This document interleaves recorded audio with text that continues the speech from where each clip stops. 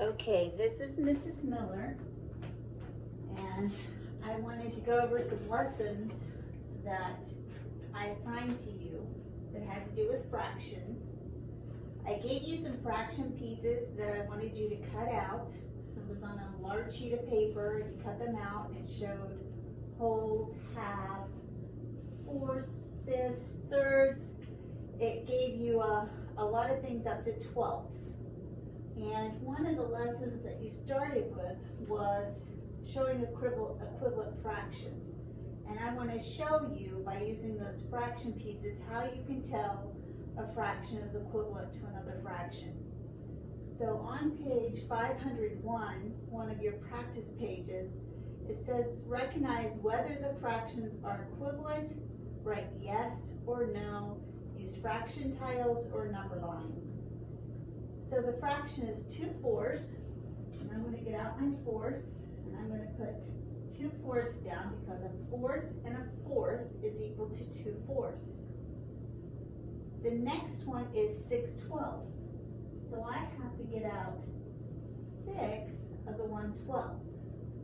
So here's a 12, here's a 12,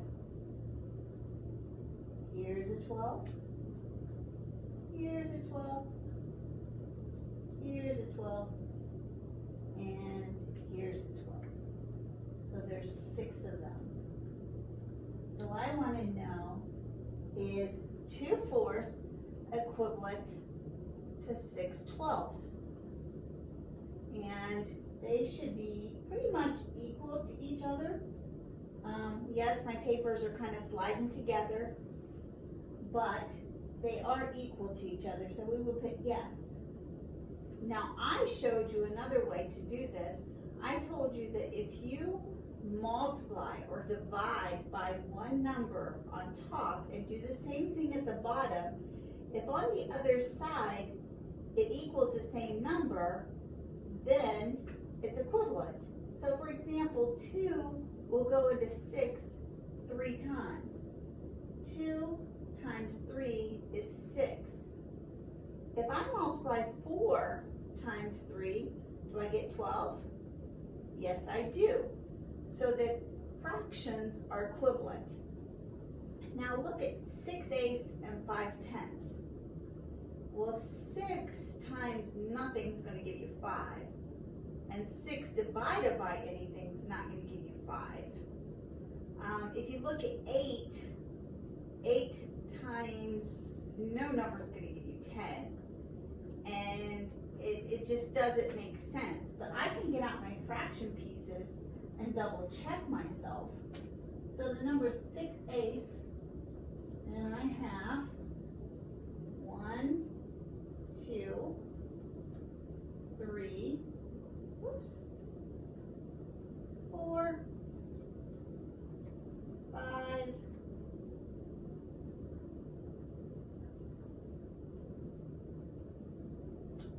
6. So there's 6/8, and I want to put 5/10.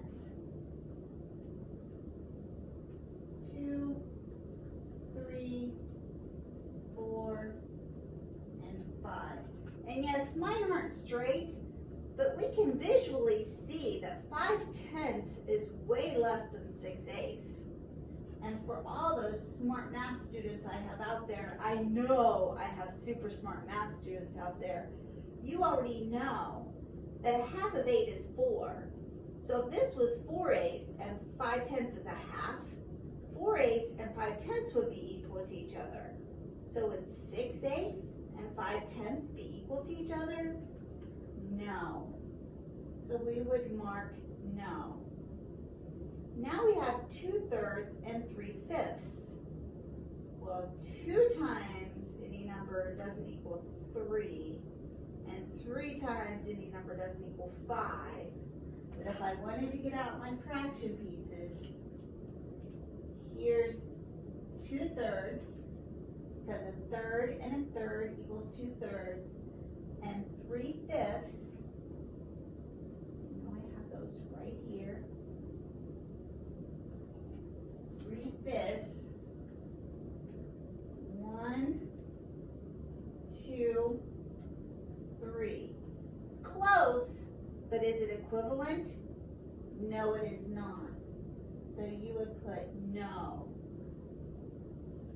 For 9/12 and 3/4, remember if a number is larger and it gets smaller, that would mean we would have to divide.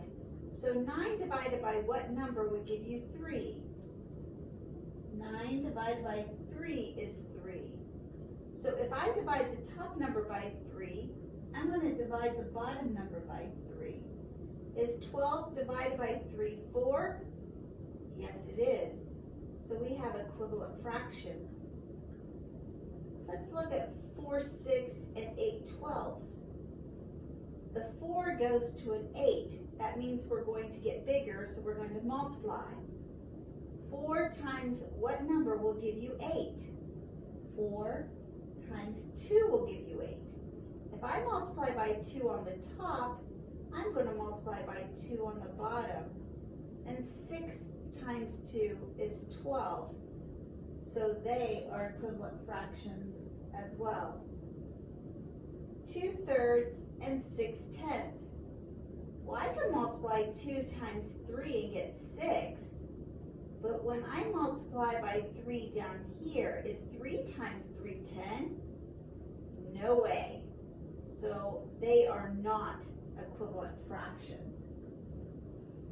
Now, at the bottom, gotta move all my puzzle pieces out, then my fraction pieces. It says generate 2 equivalent fractions for each fraction. Use fraction tiles or a number line.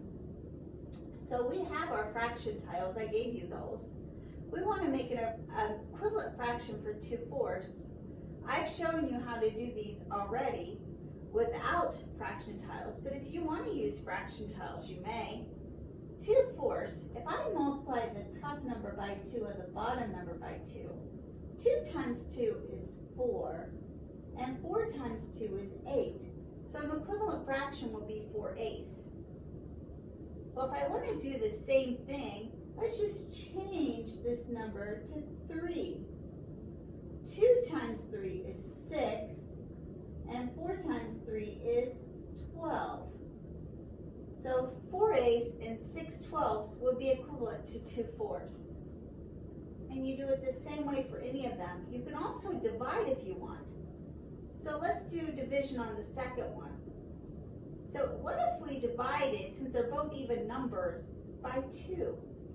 If we divide the top by 2, we're going to divide the bottom by 2.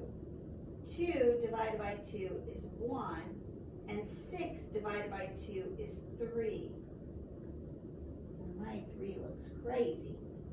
So 2/6 is actually equivalent to 1/3. Now, I can't do another division problem. I only did the only division problem I can do with that. But you know what? I can now multiply. Let's change this to multiplying by 2. So 2 times 2 is 4, and 6 times 2 is 12. We now have an equivalent fraction of 4/12. So 2/6 is equivalent to 1/3, as well as 2/6 is equivalent to 4/12. Do you think 1/3 and 4/12 will be equivalent to each other? Let's see. 1 times 4 is 4. 3 times 4 is 12. So these would be equivalent as well. Do not forget that it asked you to show 2 equivalent fractions, not just 1. On some of your work, I noticed that some of you didn't follow directions very well. Let's look at that work that you were supposed to do. This is the one that I asked for you to do as a assignment to be turned in for a grade. Now they show you the number line here on the front. These are directions. These are examples of what you're going to be doing. And on the back of it, page 504, is where the work actually begins. So for example, on number 1, 3/5 and 6/8, it says recognize whether the fractions are equivalent, write yes or no. This is where you put just your yes and no comments. But on the second part, generate 2 equivalent fractions for each fraction. Use fraction tiles or number lines. This says 2 equivalent fractions. So 1/3 is equivalent to what? Let's do one together. Let's do 1 times 2. 1 times 2 is 2. 3 times 2 is 6. So 1/3 is equivalent to 2/6. Well, let's change that 2 now to a 3. And 1 times 3 is 3. And 2 times 3 is 9. So 3/9 is equivalent to 1/3 as well. Do not forget to list 2 equivalent fractions. So we have 2 there. And you had a word problem. Francie lives 1/5 mile from the school. Jake lives 2/10 mile from the school. Do they live the same distance from the school? Well, let's see if they're equivalent. Let's put 1/5 and 2/10. What do we do to 1 to get to 2? Well, we multiply by 2. So 1 times 2 is 2. Remember, whatever we do to the top number, we have to do to the bottom number. So 5 times 2, is that 10? It is. So is 1/5 and 2/10 equivalent to each other? Yes. Do they live the same distance from the school? Yes. Because 1/5 is equal to 2/10. Remember, equivalent just means equal to. Down below, draw a line to match the vocabulary term with its example, the numerator. So, numerator. Numerator is known as what part of the fraction? It's either going to be the top or the bottom. So we can rule out this one. Yes, there's 2 numerators there, but that's not showing an example.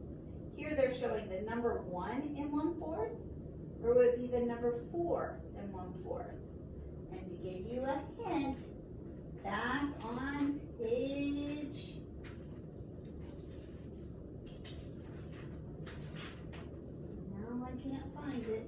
'it. No. It was the first part of this lesson.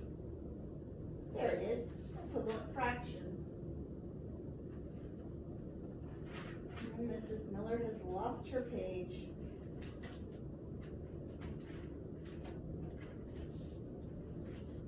Oh, mine all got mixed up.